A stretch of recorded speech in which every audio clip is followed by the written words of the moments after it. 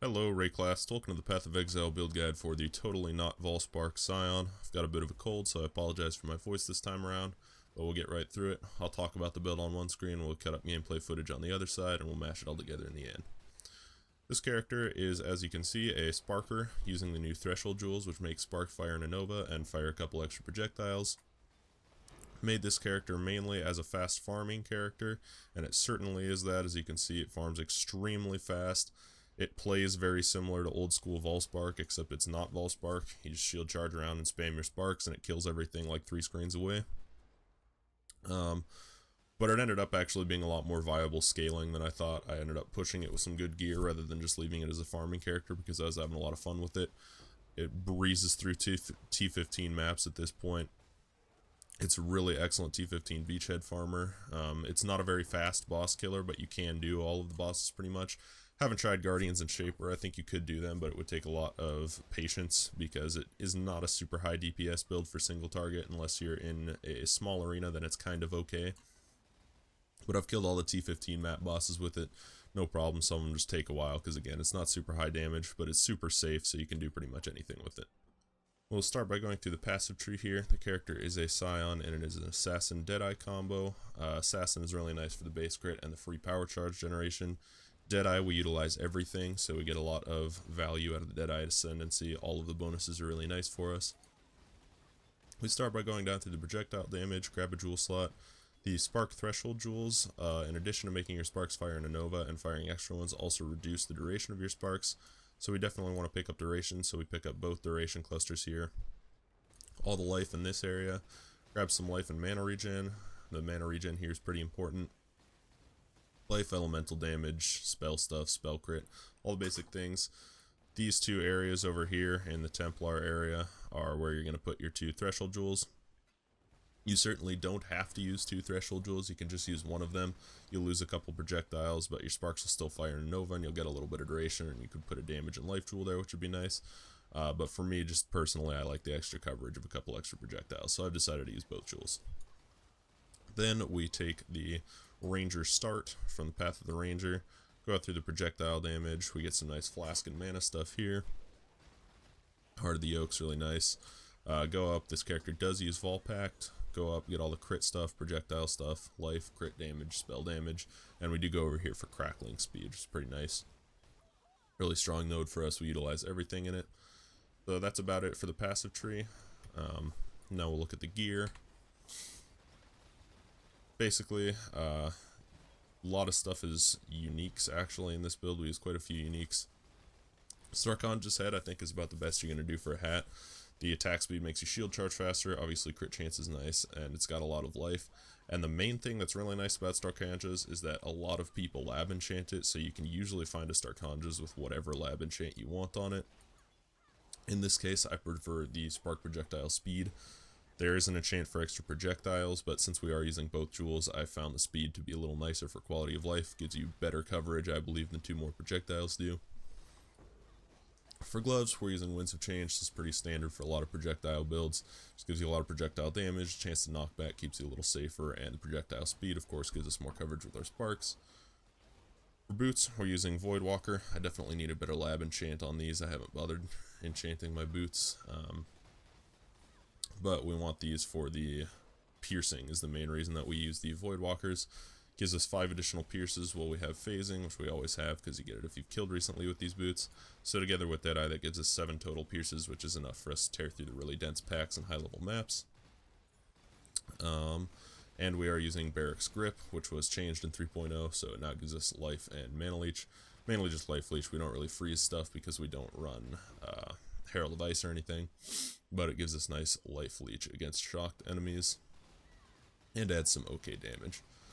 The rest is rares. Belt, I've just crafted move speed on it so it can shield charge faster. And it's got flash charges gain, is really nice, and then it's just life and resists. Nothing real fancy there. Chest is just rare, life and resists.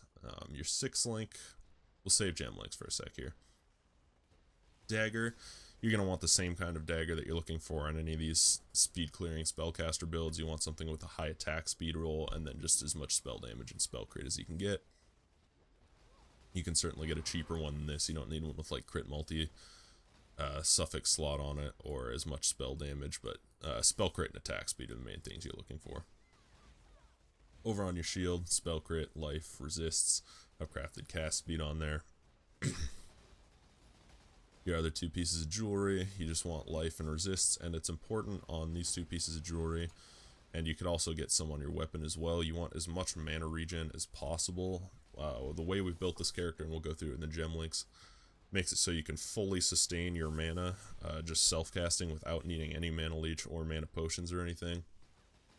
So it's important to try and get as much mana regen as possible on these last couple of pieces of gear, and flat mana as well is really nice.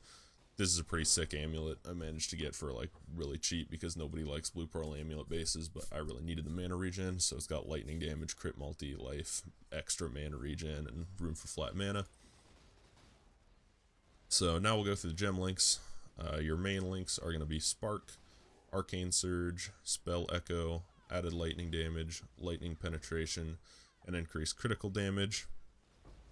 If you're only on a 5 link, I would probably ditch the increased critical damage. Obviously that's just going to cost you damage, whereas the other stuff is going to lose a bit of utility and stuff for you. So now we'll go over the reasoning behind these gem links. A lot of people, when I posted a preview of the build earlier, were asking about Arcane Surge. Why the heck are you using Arcane Surge in your main links? The reason is because, one, the main goal of this character is as fast a clear speed as possible, and I didn't want to have to be stopping, like, linking Arcane Surge to Orb of Storms and constantly dropping Orb of Storms as I go. We only drop Orb of Storms on bosses. So, I didn't want to have to put Arcane Surge somewhere else to take advantage of it. And the other reason for it is that Arcane Surge is actually really strong if you level it. It's not going to give you as much damage as another one of the pure damage supports would, like Elemental Focus. You wouldn't want to use this Elemental Focus on this build anyway because it's a shock build. But it won't give you as much damage as something like that, or even probably like Controlled Destruction.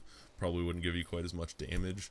But it gives us really nice quality of life because, of course, it gives us the mana regen. As we level it up, it gives you more mana regen.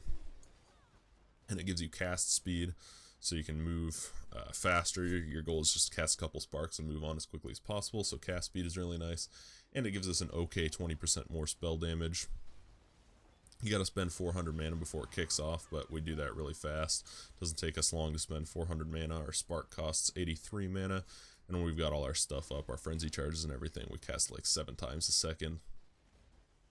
So it's always up for us. And the other reason is that, again, like I said, I wanted to be able to completely sustain without mana potions or leech or anything. And Arcane Surge, on top of giving these nice bonuses, which you could say, yeah, we'll just link it at a lower level somewhere else.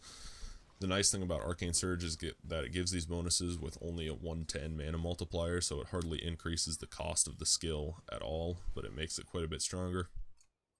So that's why we use Arcane Surge in our main links. You can certainly use something else and use Arcane Surge on your Orb of Storms if you want, but I think it's good. You'll find that it's going to slow you down overall.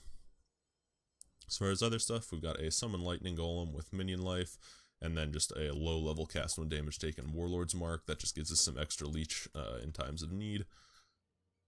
We've got our standard Fortify, Shield Charge, Faster Attacks for getting around.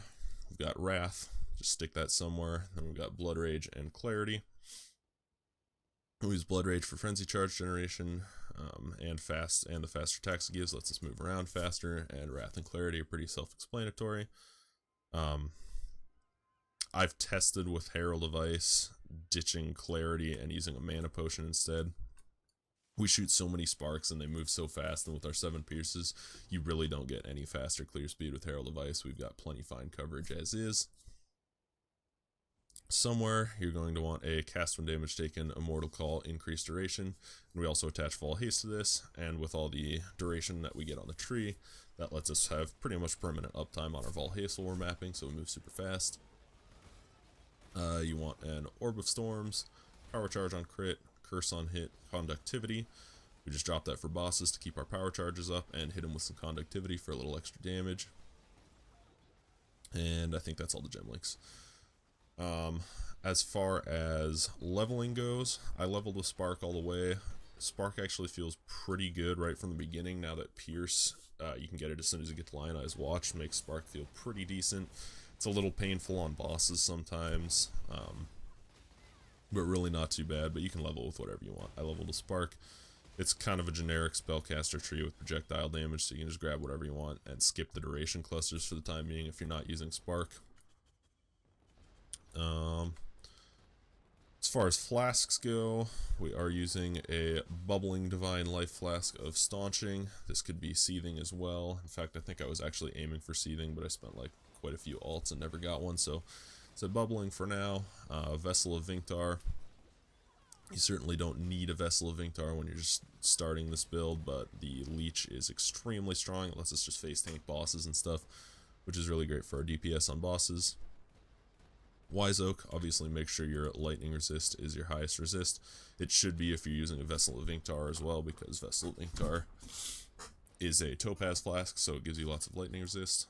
Other than that, we got a diamond flask and a surgeon silver flask. You need grounding somewhere to deal with the Vessel of Vinctar shock, and then heat you obviously need somewhere along with staunching. This, I think, is the best combination of flasks for fast mobility and damage overall. Just a nice, well-rounded flask set. We don't have any issues with Reflect because we've got our Vinctar up most of the time in Vaal Pact, so that totally deals with Reflect for us. Pantheon, we are using Soul of the Brine King. I haven't even bothered to capture any other souls or anything, but Soul of the Brine King's nice, keeps us from getting chain stunned. And Soul of Yugal we are taking for the reduced reflected damage. Which, like I said, in combination with Vaal Pact and our Leech and stuff, makes it so Reflect is not an issue for us at all. Don't have to worry about dying when you like off-screen Reflect with your Spark. And other than that, there's really not much to say about the build. Just shield charge around and shoot a couple of sparks and you'll clear super fast. On bosses, try to bring them near to walls and stuff so you get spark bounces. I'll put a Path of Building link in the video description for the character so you can see all the gear and stuff and see how the character's doing. DPS ramps up pretty well. I think we get like something like 90k DPS, maybe even a little more with all our buffs up against map bosses. And under ideal situations, each cast of Spark will hit the boss 3 times. So you theoretically got like almost 300k DPS against bosses in an ideal situation. So Spark is super nice now. Despite all the nerfs and stuff it's received, these threshold jewels make it pretty sick, at least for clear speed. Hope you'll try it out. If you enjoyed the build, give a subscribe and a thumbs up on the video. We'll try to have some more content coming soon. I know it's been real sparse on the Path of Exile content. I've been busy with real life stuff. But I hope you have a nice day, and I'll see you in Rayclast.